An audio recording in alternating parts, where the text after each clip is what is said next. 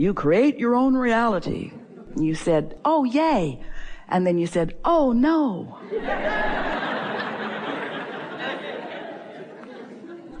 And then you went through that phase where you beat up on yourself because the reality you were creating sucked. And then we began talking to you about, with a stronger emphasis, that you are vibrational beings, which is hard for you to accept at first. It's easy to accept when you're thinking about clarity, but it's harder for you to accept when you're thinking about relationship, isn't it? In other words, clarity is something that you could achieve right now. In fact, don't you feel pretty clear right now just listening to us? We're just really excellent teachers.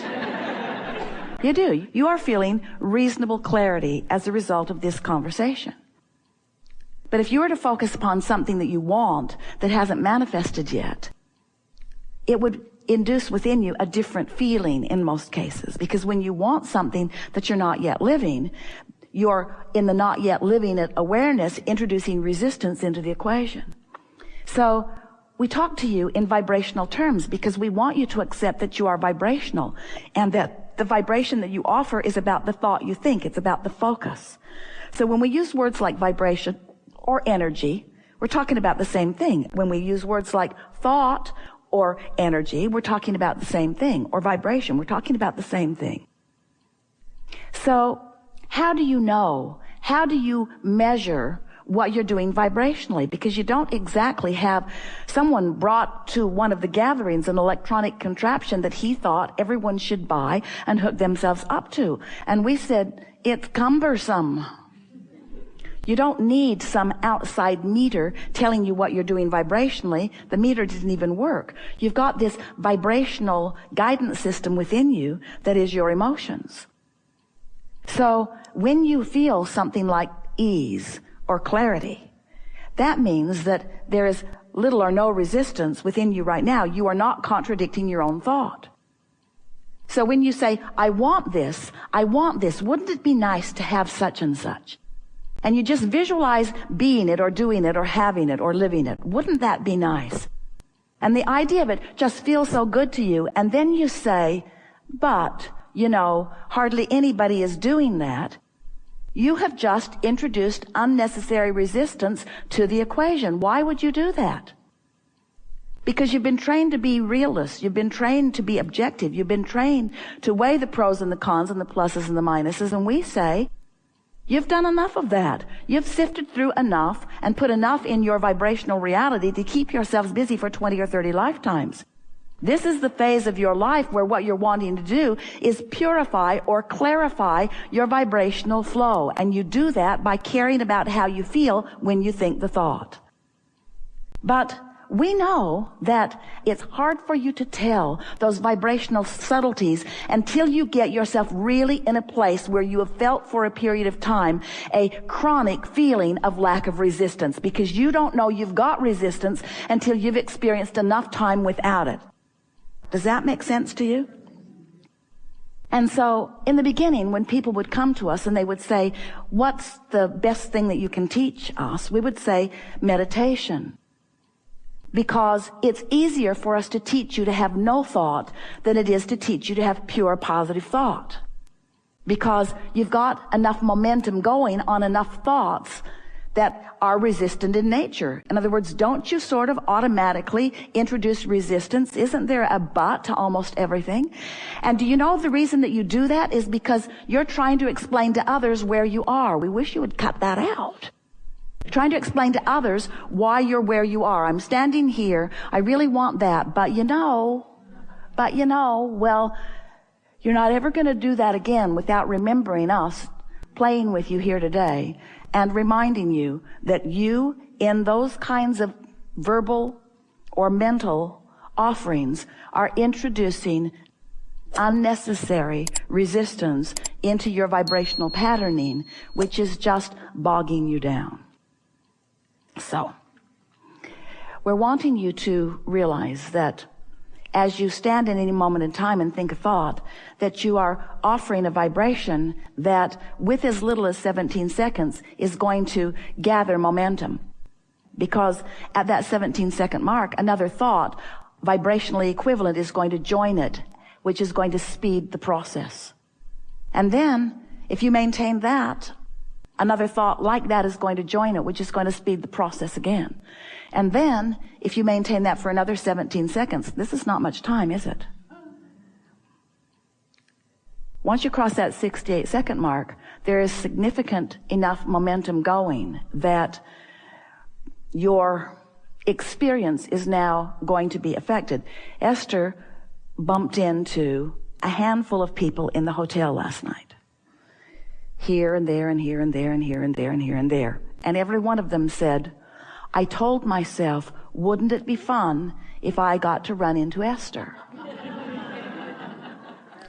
And we say, don't think that those things are accidental. They are orchestrated by your non-resisted thought. And in every case, it was a wouldn't it be nice feeling. It wasn't, I've got a desperate problem that I need to talk to you about, and maybe if I could get you aside, you could give me some insight. Esther met no one like that, and you were in the hotel.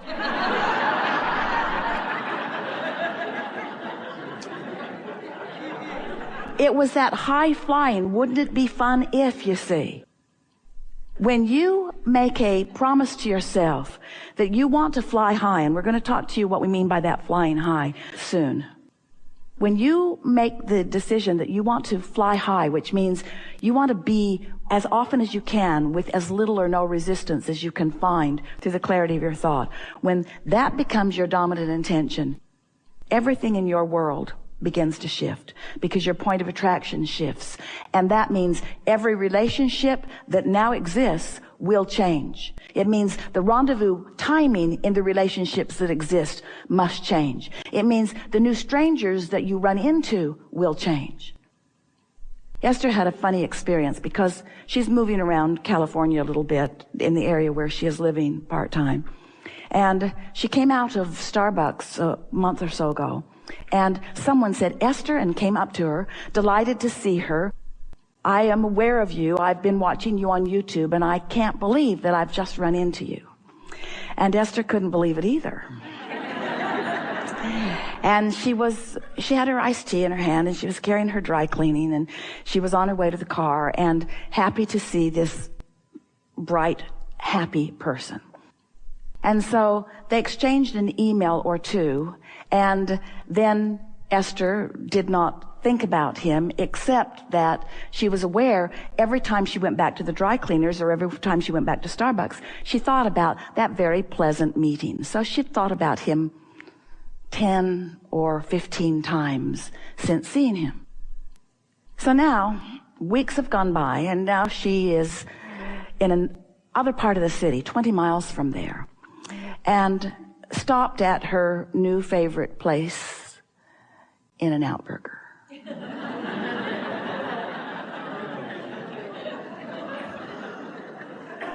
Went inside and washed her hands and ordered her cheeseburger and got a big cup for a drink, and then is on the phone with her daughter Tracy, which is something really fun to do when eating lunch.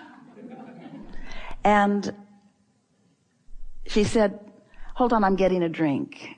And Esther said, iced tea, because she's decided not to drink the diet stuff anymore. Tracy's convinced her it's poison.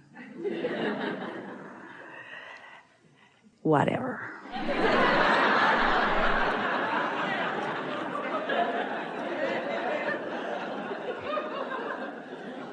It is as you believe it to be. The worst thing you can do is believe something that isn't good for you and drink a lot of it. That is not a good equation. So she's on the phone with her daughter, and she's saying, I'm getting a drink, iced tea, I'm getting iced tea. And Tracy is saying, and how do I know that you're really getting iced tea? So Esther said to the total stranger standing next to her, tell her it's iced tea. So this very nice man speaks into the telephone, it's iced tea. And Tracy says, and how much did you pay him? And Esther said, tell her how much I paid you, $20. So Esther has now sort of embarrassed herself because she is really having way too much fun with strangers.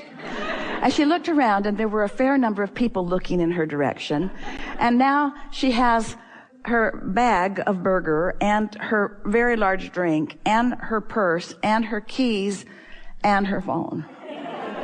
And she's making her way to her car, thinking, I'm not really presenting myself very well in this moment. And then getting in the car was very tricky, but she managed to get in without spilling anything on anyone. And when she got home, there was an email from her Starbucks friend who said, did you really get iced tea? He'd been standing there somewhere in the vicinity, witnessing the whole thing. And Esther is thinking, this is a law of attraction story. In other words, he's been active in my vibration. Of course the universe would bring him to me again.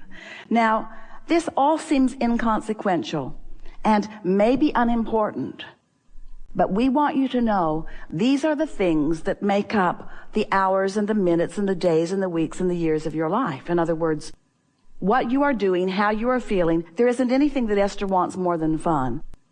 And apparently, she's developing a new fun friendship because she keeps having fun in odd ways, and this person keeps showing up. There is nothing that ever happens. There is never anyone in your vicinity that is not in some way a player in the vibrational offering that you have been offering. Esther is realizing she's just had a few fleeting thoughts about this person, and he's showing up in her experience in a very not freakish, not lucky, in a very orchestrated by law of attraction way. Can you imagine what's happening with the thoughts that you're doing on purpose? Can you imagine the effectiveness of the universe who could line up things for you that you want if you weren't introducing resistance to them with your own contradictory thought, but? You see what we're getting at? Esther didn't introduce any resistance into this idea of this young man. He was just fresh and bright and beautiful and something to think about, and there was no contradictory thought in her vibration. So he represents all things that you think about without resistance, who will come into your experience with the same magnitude of the thought that you've been offering. In other words, it's a casual meeting, and so that's the equivalent. In other words, it doesn't mean there's something big and meaningful. It doesn't mean that she should seek him out. It means it's a demonstration to Esther that that light thinking with that lack of resistance produces that. Would you like to do some less light thinking? Would you like to do some more concentrated thinking? Would you like to think more deliberately about more things? And would you like to do it with the same light ease? The same absence of resistance? Because when you do, the universe will bring that person right to you again. And the 20-mile radius, it's not a 20-mile radius. There is no limitation on the mileage radius at all. You have no idea how far we've come to be with you here today. There is no distance. There are no limitations apart from those that you apply. And there is no transgression that is egregious enough to ever cause that which is source to look with anything other than love and appreciation upon that which you are. And it is our desire that you find yourself in that place of refined alignment and absence of resistance, so that you can begin moving through your world in that high-flying expectation of well-being, not just for you, but for everyone else.